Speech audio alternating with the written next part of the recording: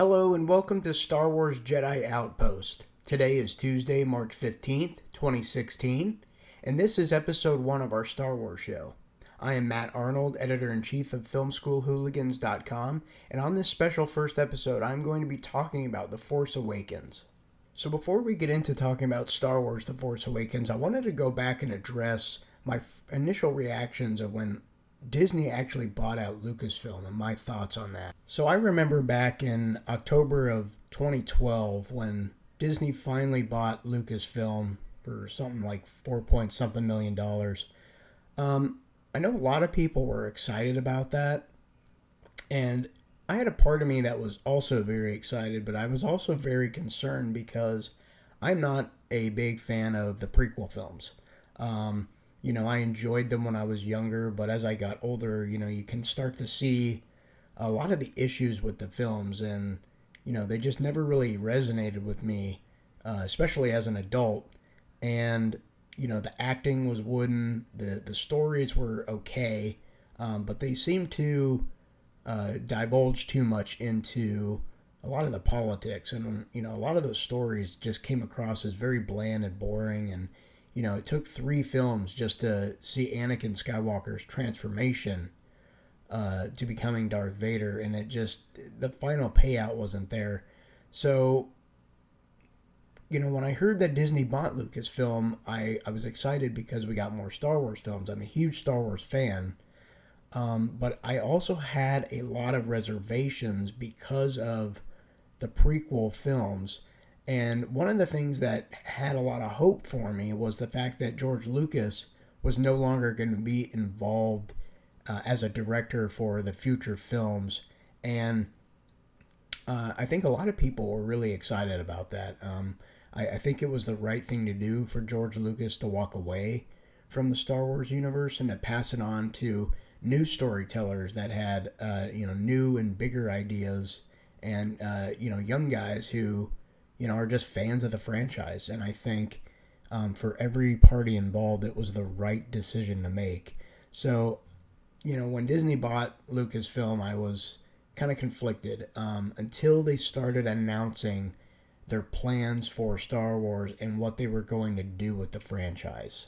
So I think the biggest tipping point for me was when, they announced the plans for Star Wars, and when they announced that J.J. Abrams was going to be directing the film, and they said that the story would be a continuation after Return of the Jedi. And I think everyone involved, and I know all the fans, were extremely excited because people have been wondering over the last 30 years, like, what actually happened to Princess Leia? What happened to Luke Skywalker? And, what happened to Han Solo? So the fact that we were getting not only the original cast involved, but we would finally be seeing what happened to our beloved characters 30 years after the events of the film. And I think, a lot of people were very, very excited to see the continuation of the story rather than more prequel films. Myself included, I honestly, when I was a kid, Luke Skywalker was one of my favorite heroes. And the fact that we were going to see him 30 years later as, one of the most powerful Jedi in the galaxy, I mean, that was really exciting. And I think, that prospect of that continuing story is what was going to be drawing back those old fans into the theaters who, like myself, were not a big fan of the prequels. So they were going to try and maintain, the older fans and please them while also bringing in a new generation of fans to this amazing franchise, and it worked really well. So I remember, after they announced the film, and once they announced that the original cast was coming back, and the film would be, a continuation of the story, but it would also be more like the original cast is passing on the baton to the new generation of heroes. That really excited me. I thought it was new and fresh. And when J.J. Abrams finally came on board, he originally said that he wanted to go back to shooting Star Wars on film because all the George Lucas prequels were not shot on film. They were all on digital. J.J. Abrams wanted to capture, the cinematic magic of those original films. So he announced he was going to be shooting the movie on film, and he also came out and said that they were going to be using practical effects, which is something that I think most people got the most excited about. If you've seen the prequel films, you know that almost every single set, every single creature, every single world, it's all digital, it's all fake, it's all CGI, and it just doesn't look real compared to the original films. The original films used all practical sets. They built ships, they built the creatures and puppets, and that's exactly what J.J. Abrams was going for this film. Sure, there was a lot of CGI involved, but there was a ton of practical effects. They actually built a bunch of X-wings that were scaled to size. They built a full-scale Millennium Falcon. They built all the sets. So when you actually saw the film, you felt like you were watching some of the original films, just it looked more modern and updated, and it was really, really interesting to see. And I remember J.J. Abrams, when he was on set, he released a promo talking about Star Wars, and they were talking about the organization Force for Change, and he had a bunch of weird alien creatures walking in the background, and that just perked everyone's ears up and their eyeballs went wide. It was really exciting to see that the production was going back to practical effects. So I think doing that is what really set this film apart from the prequel films, and it had a lot of people invested on the story, and they wanted to see where their favorite characters were going to go with this new era of technology.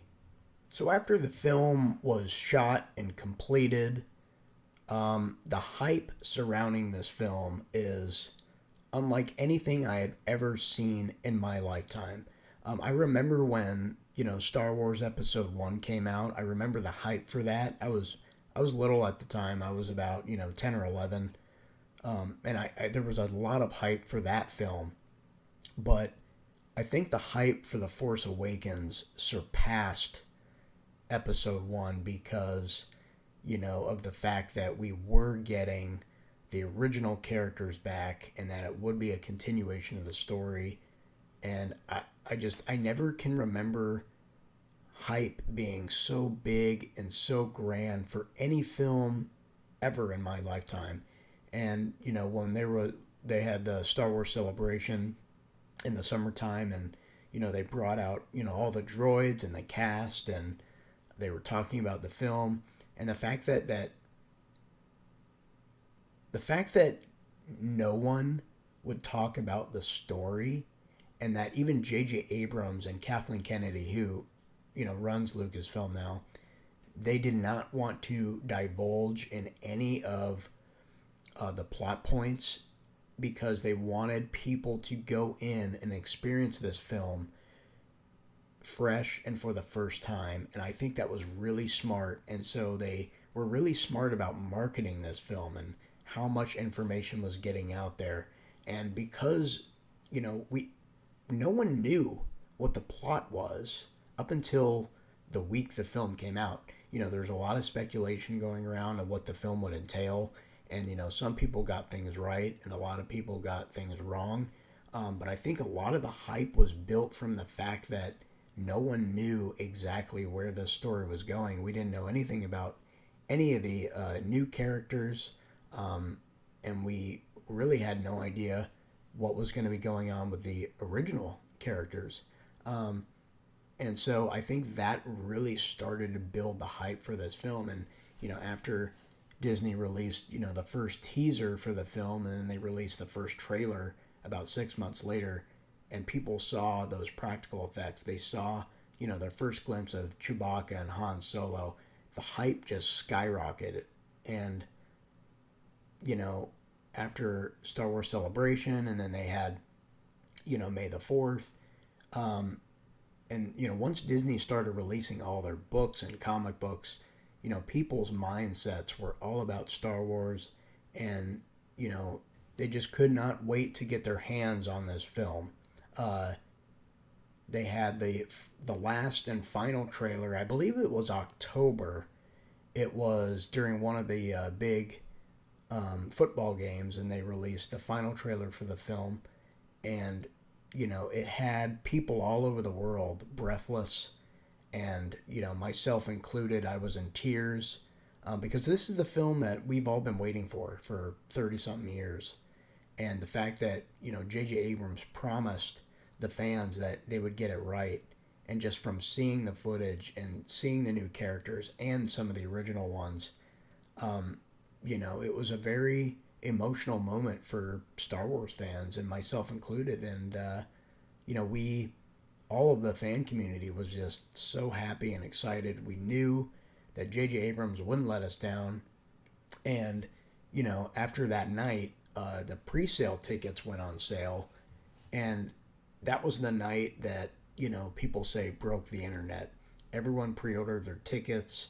I pre-ordered our tickets, and a lot of people weren't able to get tickets because all the online movie sites and MoviePhone and Fandango, all these sites just went completely down. They all crashed because people all over the world were trying to buy their movie tickets for this film, and it was just a really nice treat for all the fans. It was the ultimate Christmas present. Star Wars was released December 17th. A week before, basically, I think it was a week before Christmas, and it was just the perfect Christmas gift that anyone could have ever received, especially for a Star Wars fan. So the hype was just mind blowing, and then the fact that the film shattered pretty much every record in cinema history, which we'll get to in a little while. But the fact that happened is just also mind blowing. But I think that also goes hand in hand with the hype for the film, and it just shows the success of this new franchise and where it's going to be going because of the fan community. So let's actually go into Star Wars Episode 7, and I'm going to talk to you guys about basically my thoughts on the film. I'm going to go over my pros, the cons, and kind of just where I think the story's heading. And we'll get into some Episode 8 speculation in a little while. But let me give you my actual impression of the film before we go into the pros and cons. So let me start off by saying that I absolutely loved Episode 7. It was everything that I hoped it would be, and it was everything that I wanted it to be. It hit all the right notes. The nostalgia was there. It was actually really funny.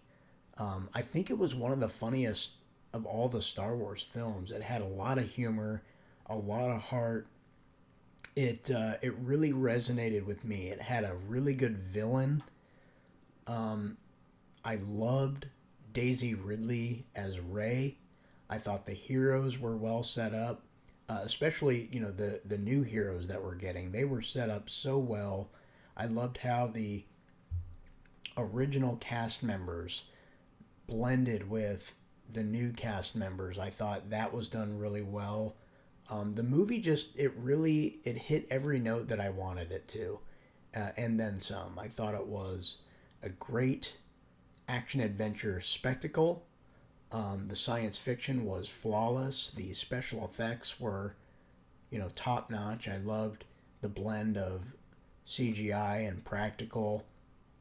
The lightsaber fight, all the different fights were actually done really well. And the thing that really made this movie work for me was the fact that they had a lot of the classic Star Wars themes. They had a lot of what we've seen before, but they also gave us things that we haven't seen before. And I'll get into that, when we talk about the pros.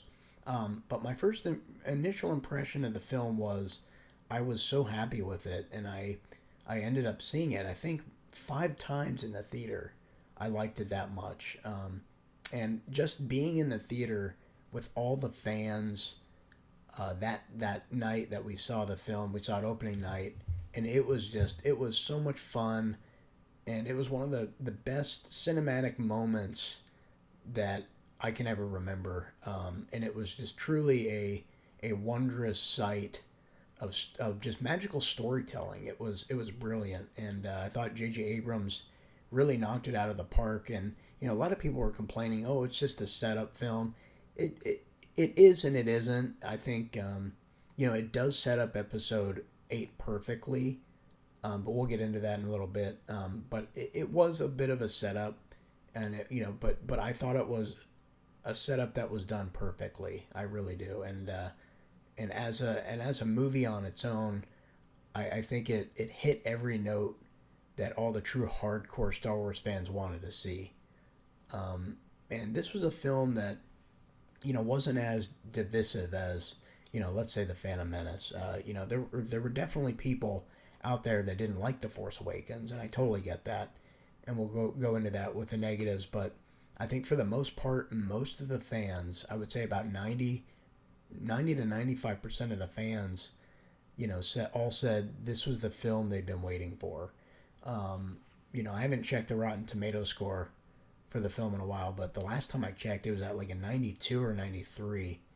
And that's from the audience and the critical ratings. So, this film, I think it did its job, and it, really helped wash out the bad taste that we all had from the prequel films. And, as a film, it was not a perfect film, but it was everything I wanted it to be. And for that, I really applaud J.J. Abrams, Kathleen Kennedy, and just all the creators that helped bring this story to life. I think they really knocked it out of the park here. So getting right into the pros, the biggest thing that stood out to me that was a pro was all the actors. John Boyega, who played Finn, was exceptional. He truly was good. He was hilarious. His acting was really, really good.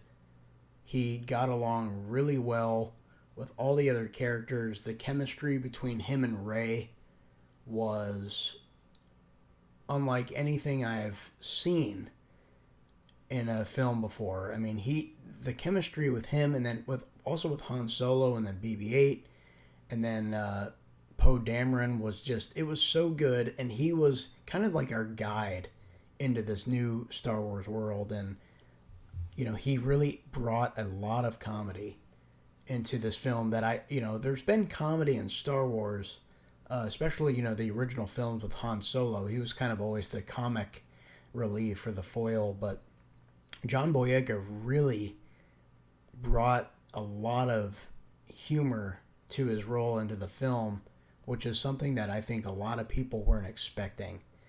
And Oscar Isaac was also really swell playing Poe Dameron, and his relationship with Finn was just really fun. It reminded me of the relationship between Han Solo and Luke Skywalker from A New Hope. They got along really well. It was fun.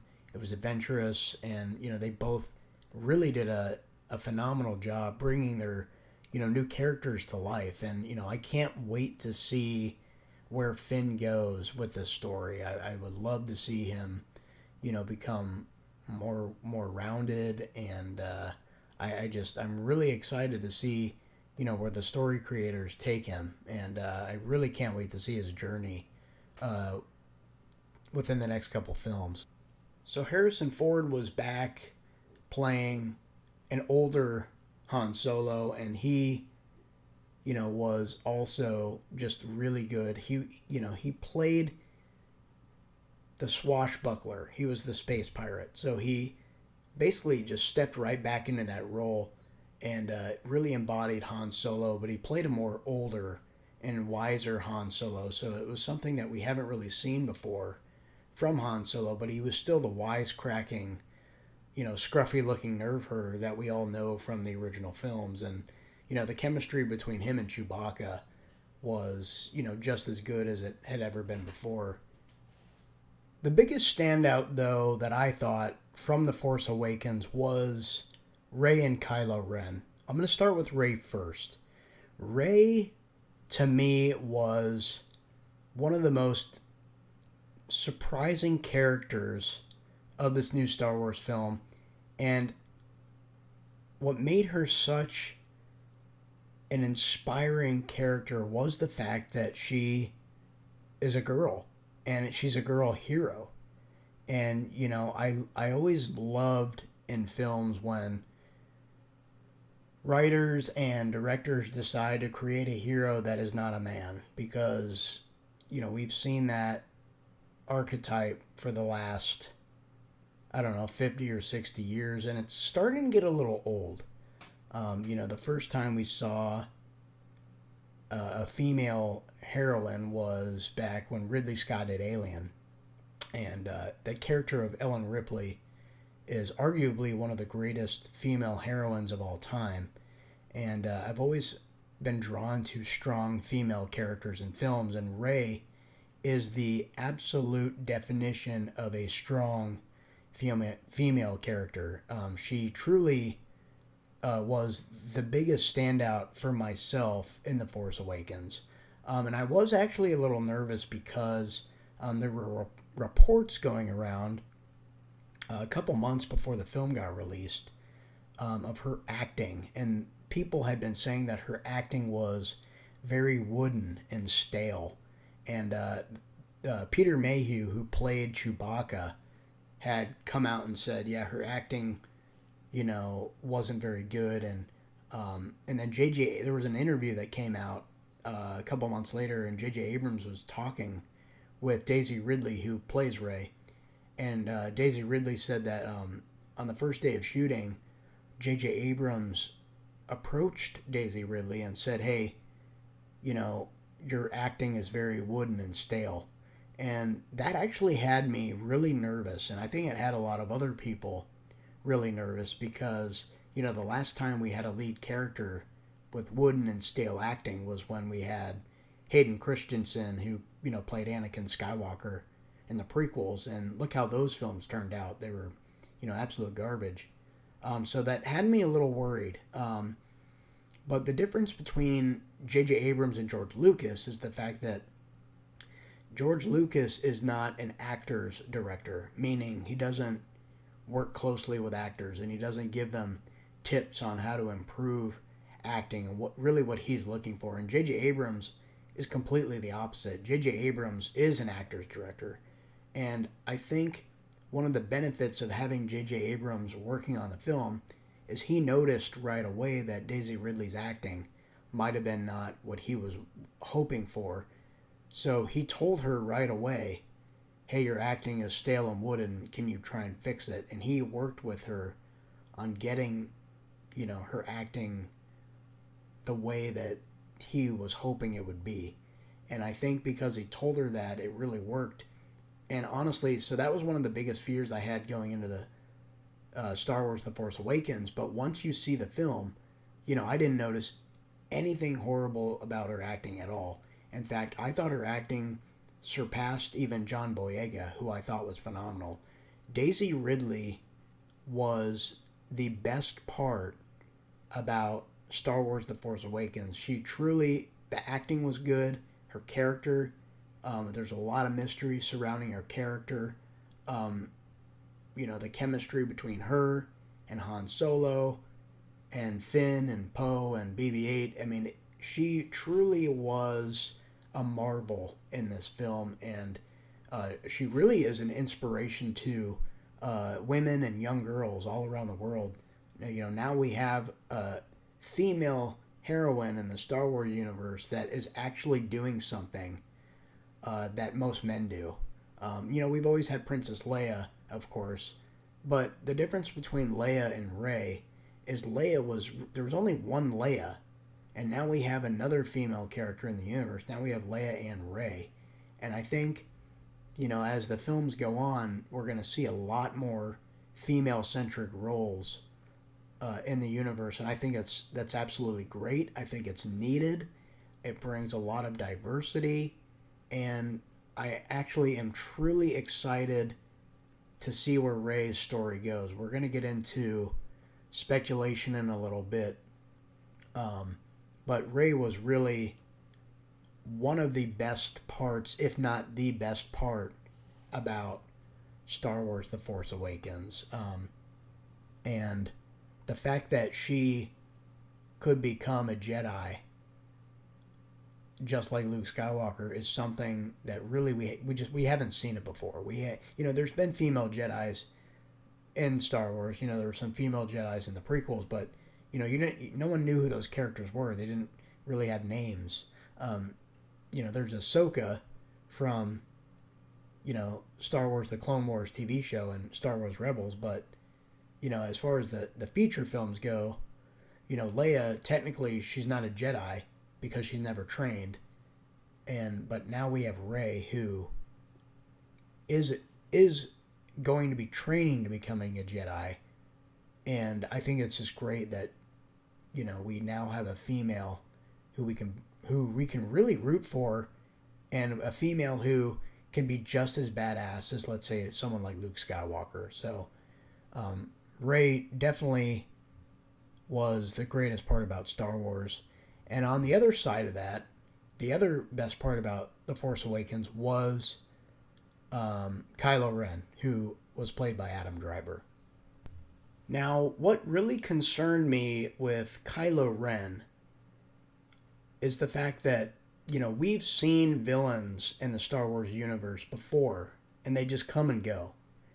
The last time we had a truly great Star Wars villain was in Episode 1, when we had Darth Maul, but they unfortunately killed his character off, and it was completely premature, and Lucasfilm knew that, and so they tried to retcon that by bringing Darth Maul back to life in the Clone Wars TV show, and now he's supposedly going to be back in Star Wars Rebels, and there's been a lot of talk over the last couple of years of doing an Obi-Wan Kenobi spin-off movie and having Darth Maul be the main antagonist.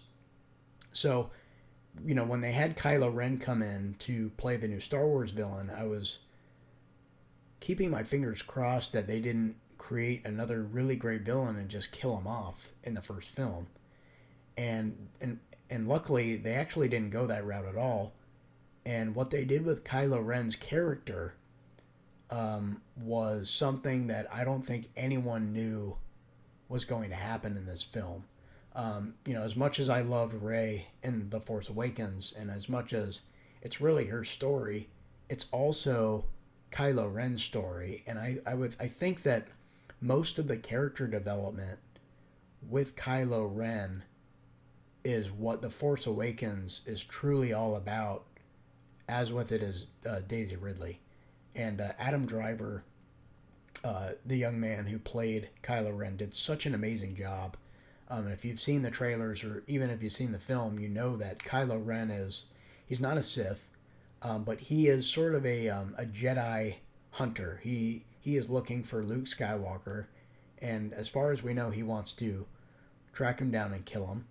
Kylo Ren also is basically a Darth Vader fanboy.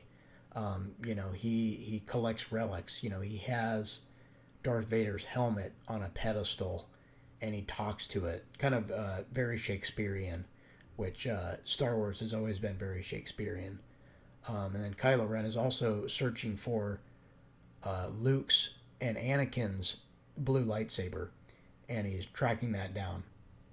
But the whole dynamic with Kylo Ren is something that truly was really, really fascinating.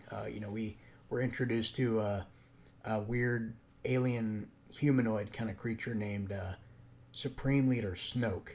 And, the relationship between Kylo Ren and Snoke echoes the relationship between Emperor Palpatine and Darth Vader. So it was really cool to see the kind of mentor and apprentice kind of relationship. But what really made Kylo Ren stand out the most is the fact that he is a Darth Vader fanboy, and the fact that we find out that Kylo Ren is actually the son of Han Solo and Princess Leia, and that from a young age, Kylo Ren had been conflicted, much like Anakin Skywalker had been conflicted. And unfortunately, Ben Solo, that was his name before he became one of the Knights of Ren, but Ben Solo was tempted to the dark side by Snoke.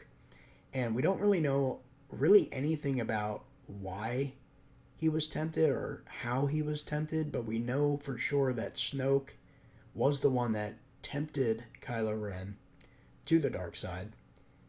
But what's interesting is we see the good and the light within Kylo Ren. There's that scene on the bridge, kind of towards the end of the film, where Harrison Ford confronts Kylo Ren and basically tries to bring him back to the light side. He tries to bring him back home, and there's that special shot of where the light is shining on Kylo Ren's face, and we see half of his face is lit up in the light, and then the other half is completely dark. And I thought that visual struggle was something really, really unique.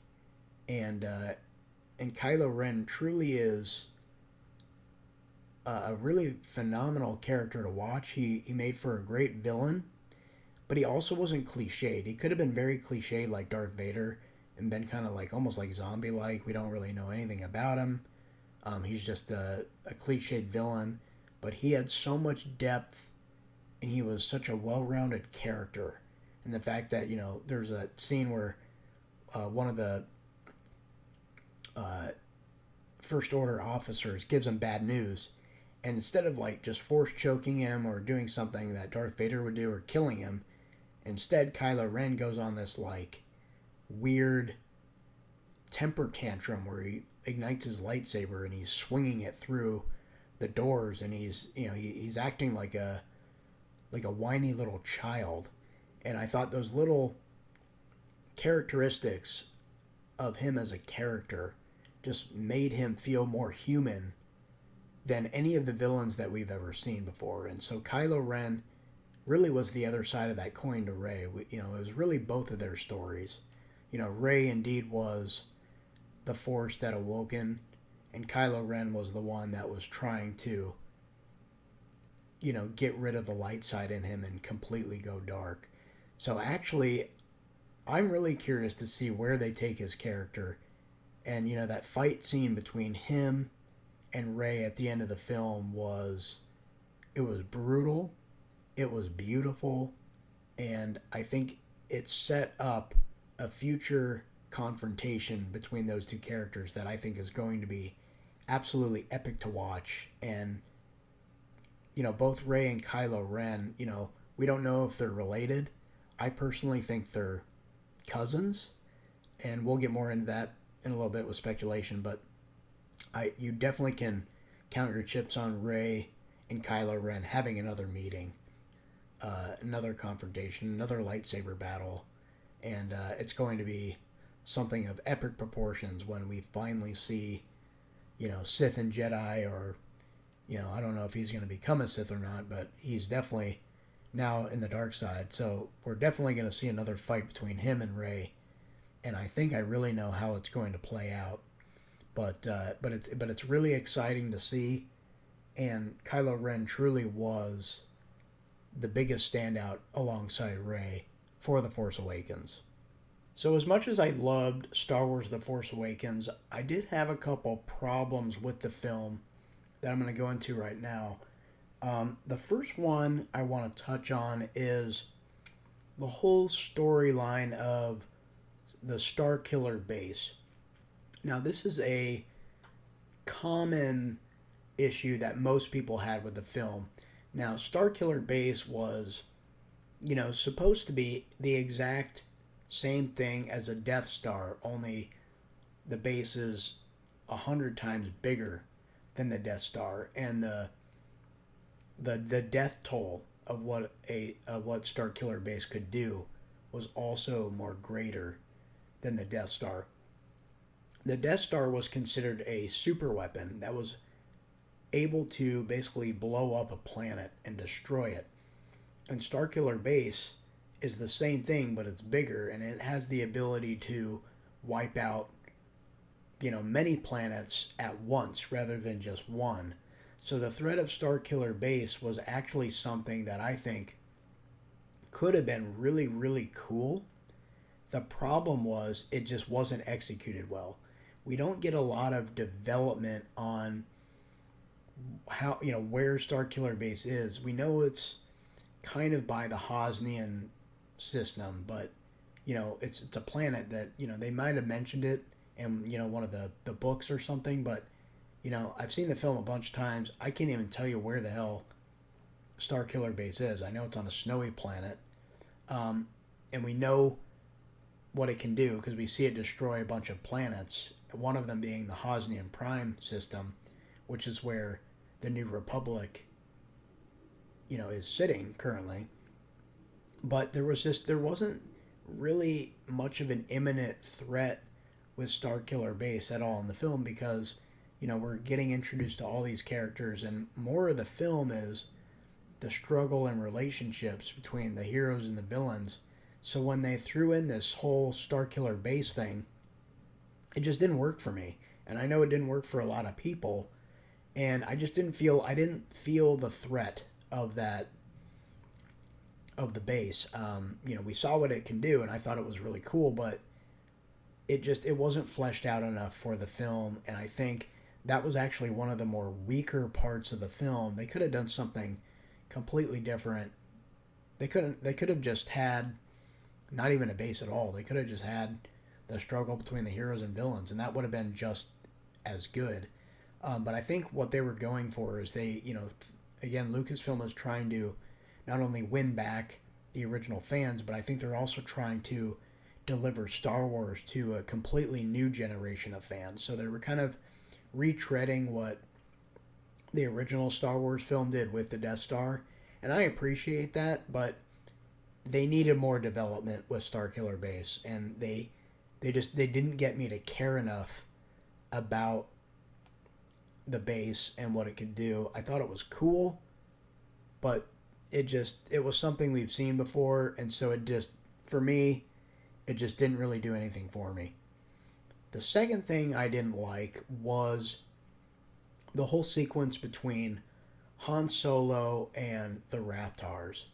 Now, when Rey and Finn and BB-8 first meet Han Solo, they wind up on his freighter, and he's kind of caught in the middle between these two, gangs of people. And Han Solo is hauling around these Rathtar creatures. He's smuggling them. And the sequence, I didn't think it was a bad sequence. I thought it was kind of fun and goofy. But what I didn't like about it, it seemed a little out of place in the film. And the actual look of the Rathars that was the one thing where they used CGI that looked really fake. The Rathars looked way too childish. They looked very cartoony. And it reminded me of some of the CGI that we saw in the prequel films. And so the scene, even though I didn't really mind the scene that much, they could have at least designed better looking Rathars or aliens or whatever the hell those creatures were. Or they could have just scrapped that whole idea together and just had a more somber reunion between Han Solo and Rey rather than, that whole action scene, which, I don't know. I the more I see it, the more it doesn't bother me, but what does bother me is the way they look. They don't look good, and it was very distracting for the film, and they could have, I think they could have made that whole sequence really a lot better, to be honest. And then the last thing that really bothered me about the movie was Han Solo's death. Now, this I've come to accept, and it doesn't bother me as much, but I will say that, the confrontation between Kylo Ren and Han Solo was really something that could have been really special. And I thought the way they handled the scene was totally fine. I loved, how Ben Solo or Kylo Ren, whatever you want to call him, I love the fact that he killed his father. That just makes the story more dramatic, more epic, makes it more Shakespearean. The problem is, there was no setup to that scene. So by the time Han Solo dies, there's really, you don't feel any emotion towards that. You feel anger at Kylo Ren. But What they should have done is they should have set up a scene prior to that moment in the film where Kylo Ren meets Han Solo and talks to him for a bit, or some sort of better setup to that scene, because by the time it happens, the emotional payoff just wasn't there.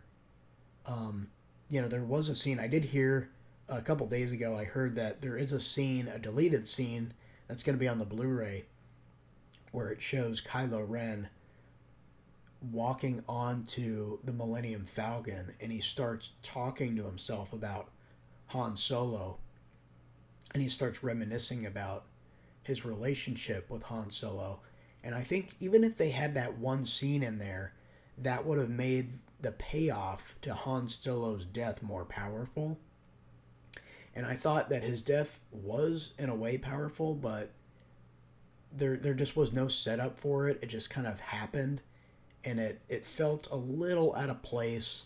And I think the creators know that they kind of botched that scene a bit. So I think when episode 8 comes out, I think we're going to see either more flashbacks between him and Kylo Ren, or they're going to do something to kind of make up for the way they kind of botched Han Solo's death. I don't know if they're going to do some sort of funeral service for Han Solo, or they're going to recognize him, within the New Republic. I don't know what they're going to do. I think they have to, because a lot of fans were disappointed. I think we all knew Han Solo's demise was coming, and I have no problem with his demise. The problem was there wasn't an emotional payoff, and we see Leia, we see her reaction. She feels it in the Force, and then Chewbacca has this death scream that he lets out that was really emotional. But that was basically it. We don't really see anything else that shows that that truly emotional moment with Han Solo's death. So I think that whole sequence could have been set up better, but it is what it is, and it didn't break the film for me. But I was hoping it would have had more of an impact on the characters and the story in general. That was really the only issues I had with the film. I did think that Domhnall Gleeson, who played General Hux, I thought his acting was a little bit over the top. It kind of reminded me too much of a almost like a cartoonish version of Hitler. He kind of reminded me of the Hitler that we saw in Inglourious Basterds. He was kind of cartoony. He screamed a lot. It was over the top. But I kind of know what they were going for, so they didn't take me out of the film too much. And I did like what they did with Snoke. The problem was I didn't think he looked very good, but when they reveal that he's actually a hologram, that kind of laid all my concerns to rest, and hopefully he looks better in the future films, because he is a motion capture character done really well by Andy Serkis. So I hope we get a lot more Snoke in the future films. People complained about how his character bothered them and he looked kind of bad, but I said, well, you can't judge it too harshly, because it is just a hologram vision of Snoke. He might look more realistic when we see him in person in episode 8, but and a lot of people complained that he wasn't really well developed, and there's a lot of theories going around with who he actually is as a character, which we'll get into. But overall, the Snoke thing didn't bother me like it did most people. I just think when we finally get more of Snoke in episode 8, I think it's going to pay off really well. At least I hope it does. But those are the negatives. Not too much to complain about for The Force Awakens. It's not a perfect film, but it did everything I wanted it to. It was great nostalgia. It was exciting. It was fun. It was a truly new adventure story, and I can't wait to see where the story goes in the future films. So moving on, now let's talk about speculation and where Star Wars Episode 8 is going to go. The biggest one basically is concerning itself with Rey. We find out in The Force Awakens that Rey is Force sensitive. She's able to use the Force and she can control it. And there's that really cool lightsaber fight at the end of the film. And it had a lot of people speculating, who is Rey? Because by the end of the film, we still don't know who Rey is as a character. We know that she's been trained at some point in her life. We know she is very powerful with the Force. A lot of people, about a year ago, were speculating that Rey and Kylo Ren were siblings. That they are siblings. That they are related in some way. I was on that bandwagon. I truly believe that Rey was the long-lost daughter of Han and Leia, and that Kylo Ren was her twin brother. However, after seeing the movie, my personal opinion has changed slightly. I personally think that Rey is actually the daughter of Luke Skywalker. And I'll tell you why. When Rey goes and visits Maz Kanata in her castle, there's that whole sequence where Rey finds Luke's old lightsaber in that, trunk. And Rey touches it and she has this Force vision where she sees events of the past. She gets a flash into, a mysterious person who dropped her off on Jakku. And we also hear faintly the voice of Yoda and Obi-Wan Kenobi as they say, Rey, these are your first steps. And, we know that from Maz Kanata, what she says to Rey, she says, the lightsaber, the Force, it calls to you. And it wouldn't make sense, for me anyway, to have the Force call to Rey and have the lightsaber especially call to Rey if she was not a Skywalker. There's a lot of people out there that don't think she is a Skywalker at all and she's just a new character. And if it came down to that, I wouldn't really be disappointed with that. The problem is, why would the lightsaber call to Rey? Why would it? If she is not a Skywalker.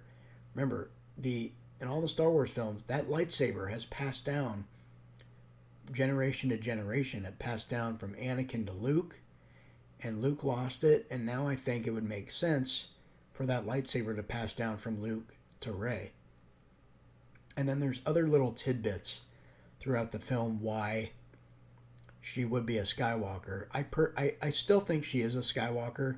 I don't think they're going to let that drag on till episode 9.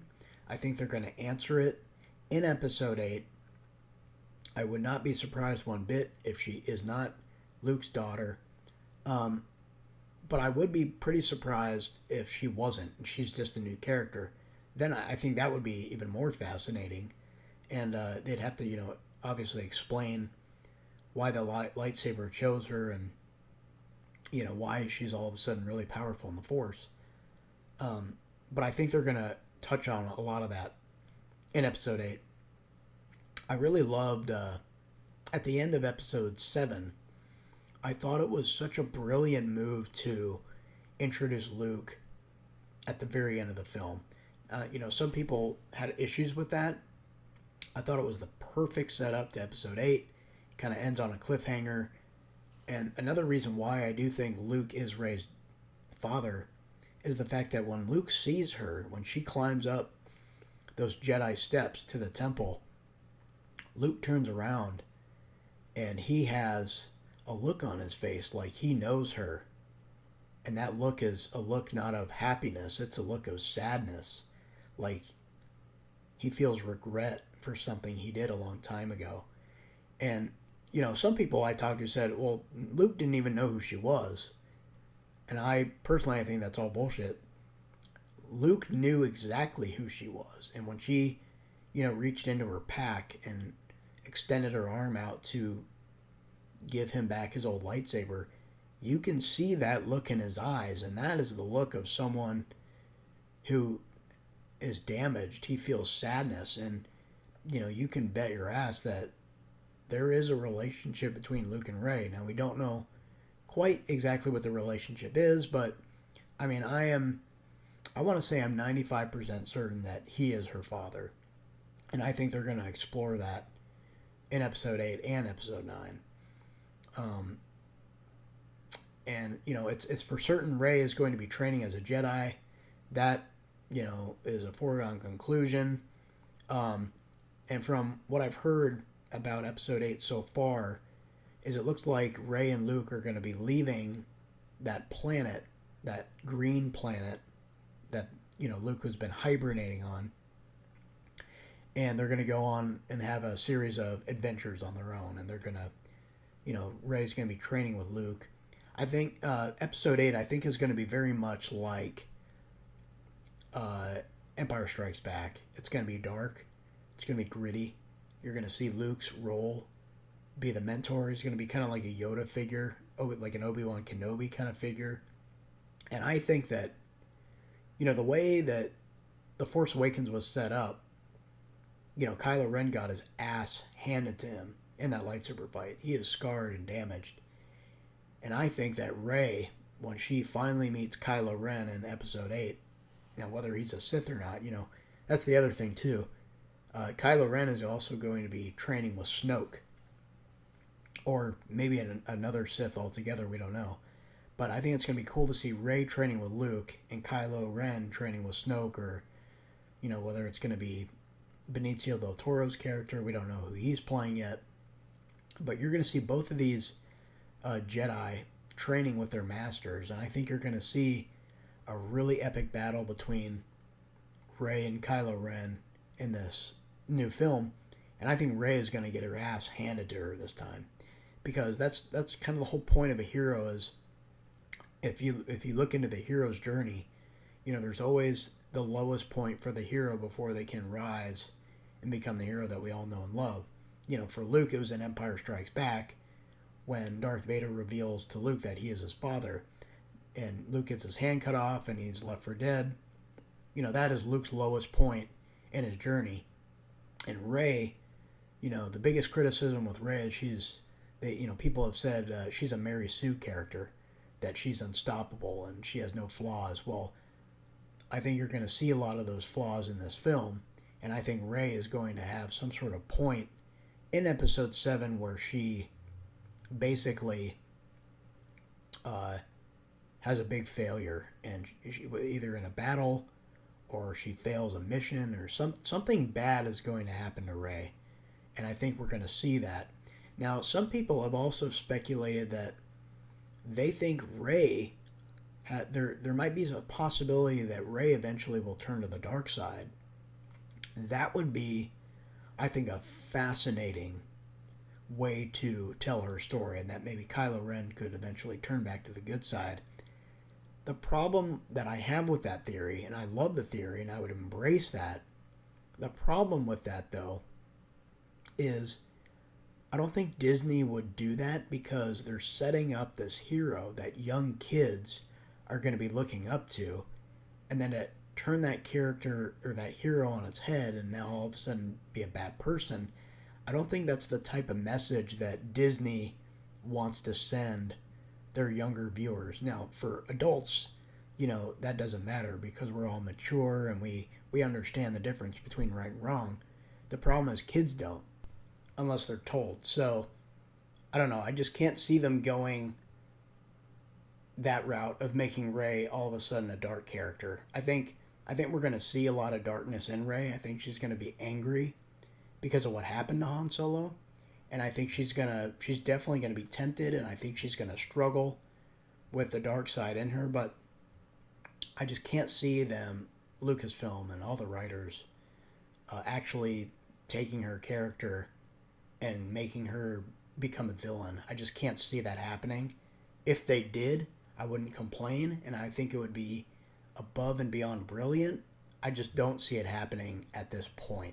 I also think that in Episode 8, we're going to see a lot of more political situations that we never really saw in The Force Awakens. We still have no idea where the government is at. Like, what is going on within the New Republic? We see General Leia leading this ragtag group of resistance fighters against the First Order, but that's really all we have heard about where the government is. I think in episode 8 we're going to explore a lot more of the political side of where the New Republic is, what's going on. We're going to see a lot of the leaders. We're going to see Leia as she works with those leaders. And I think some of that stuff could be really fascinating. I hope they don't go too political, because then, if you get more into the political stuff, you can kind of tread back to going the route that the prequels went, which I don't think was a very good route at all. But I think you're definitely going to see more of the New Republic and the state of the New Republic and the leaders, which I think could be really fascinating. And I think you're going to see a lot more of Leia in the film, and I wouldn't be surprised if you see a situation or a scene where Leia shares a scene with Luke Skywalker. I think that's going to happen. I also think and hope that Lando Calrissian will be in the film. It's been long rumored that he was going to be in one of these new Star Wars films. I would not be surprised if he fits right in with Episode 8, and we see him, coming off right off the heels of Han Solo's death. That would be really fascinating. And I also hope that we see a lot more of the dark side in Episode 8. Rian Johnson, who's the new director for Episode 8, he is known for making really dark films. He directed that film with Joseph Gordon-Levitt and Bruce Willis called Looper, and that was a very dark film. He also directed some of the, darkest episodes of Breaking Bad. So I think Lucasfilm knew that they wanted this new film, Episode 8, to be a much darker, grittier version, kind of like The Empire Strikes Back was. And I think they got Rian Johnson and asked him to be the director because they know he will deliver something truly dark. And I think this film is going to be a complete echo of what The Empire Strikes Back was. I think there's going to be some twists and turns. There's going to be some bombs that drop. There's going to be reveals that no one has been expecting. There's going to be a bunch of, WTF moments. I think, me personally, if I was one of the writers, I think Luke is going to die in Episode 8. I at first, years ago, I was speculating that he was going to die in Episode 7, and that he would right away become a Force ghost like Obi-Wan Kenobi was. But now I'm not certain on that. I think Luke has a chance of dying at the end of Episode 8, or he's going to die in Episode 9. I mean, we know his death is coming, and I wouldn't be surprised if he did die in 8, because I think he's going to become a mentor and Force ghost figure like Yoda and Obi-Wan Kenobi. But we'll just have to see where that goes. And I really do hope that Luke Skywalker has some sort of confrontation with Supreme Leader Snoke. That's the other big thing that I hope we see in Episode 8. I want to see Luke being the most powerful Jedi in the galaxy, because, all the characters in Episode 7 were like, oh, Luke Skywalker, he actually exists. I thought he was a myth. And, we hear about how Luke is, the most powerful Jedi, even more so than Darth Vader, but we haven't seen that yet. So I'm hoping we see the badass characteristics in Luke in Episode 8. And I think we're going to see it. I would love to see him in a really cool lightsaber fight. We'll just have to wait and see. But I truly think that we're going to see a side of Luke that we have never seen before. We're going to see a very powerful side of Luke, but we're also going to see a very wise side of Luke, which is going to be really, really fascinating to see. And the biggest problem people had, one of the biggest problems people had with Episode 7 was Captain Phasma. She was played out as this Boba Fett kind of character. The marketing for her character was all over the place. She was extremely popular with all the toys and the comics. But in the film, she served absolutely no purpose whatsoever. She was probably the biggest botched thing in episode 7. So I think you're going to see more of her character be fleshed out in episode 8. And I think you're going to see some sort of confrontation between Finn and Captain Phasma, and they're going to have some sort of fight. Or you're going to figure out what their actual relationship is in episode 7. And so I wouldn't count on her being too much like a Boba Fett character, because I think her character will be more fleshed out in episode 8 and 9. But at this point, it's a little early to say. And the thing about Lucasfilm, which is so brilliant, is they listen to fans' criticisms. And so they know, J.J. Abrams has even come out and said certain things he did right or wrong in episode 8, or episode 7. And so I think now that, Lucasfilm knows the things that they got right and the things that they got wrong, they know where they're going to go with episode 8. And Rian Johnson, made sure he worked with J.J. Abrams while he was working on episode 7. So now Rian Johnson can pick up the mantle and, make episode 8 to be the best film that it can possibly be.